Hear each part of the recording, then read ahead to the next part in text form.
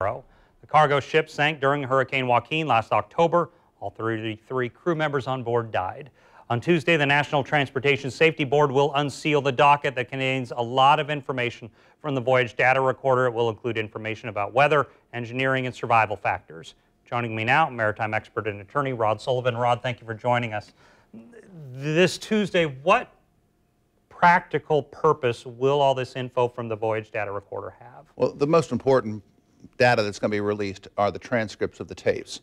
Now, they're not going to release all 26 hours, but they're releasing excerpts of what was said on the bridge up to the time that the ship sank. So I think we're going to find out some important things. First of all, we're going to find out that the ship never lost electrical power until it sank. So even though the main engines were not working, the electrical generators, which run off the steam boilers, were working. That means the boilers were probably okay. What we're likely going to find is the reason the main engine is shut down was because of a lube oil failure. Now, why do I surmise that? Well, one of the NTSB officials gave a 60 Minutes interview where he said that the problem was in the engine room with the main engines. Main engines are steam turbines. There's not much that can go wrong with them. And about the only thing I can think of that would stop the steam turbines from running is if they lost lube oil. So what does this do no matter what they find, no matter what? What can it do in the end? What's the point?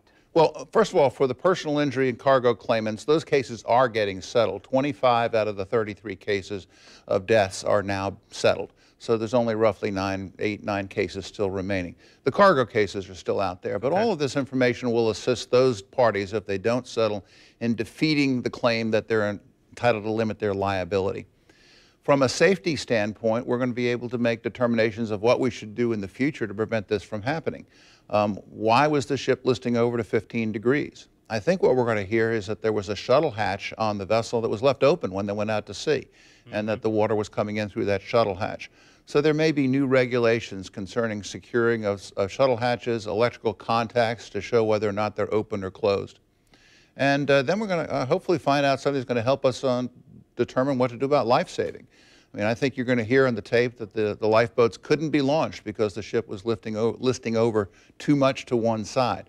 Do we need new and improved lifeboats on these ships? Do we need new and improved? Which brings me to, is El Faro sinking changing the maritime industry in its own way? It has not yet, but I think that it will. I think that, first of all, we're going to have our third set of NTSB hearings in February, and that's going to focus on life saving. And I think you're going to see new regulations come out from the Coast Guard after that set of hearings. Do you think what is being found with the VDR is giving these families closure? I know you've been close to a lot of these families.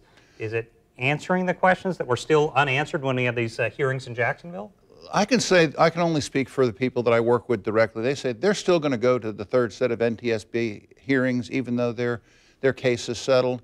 So I think there's still not closure there. I'll tell you one thing that people need to go and see if they haven't is the El Faro Park, which is right underneath the Dames Point Bridge. If you haven't been out there, that's an emotional thing to look at. I was out there, I don't know, 4 weeks ago, and I don't know who this little boy was, but the little boy runs up and he's reading the names and he's looking at the reefs on the monument. And I think that, and there's the companion park in San Juan, have probably done more to make the families feel closure than probably anything else.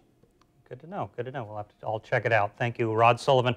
We'll be following the developments on this week. Check news4jax.com for any updates as they come in from Washington.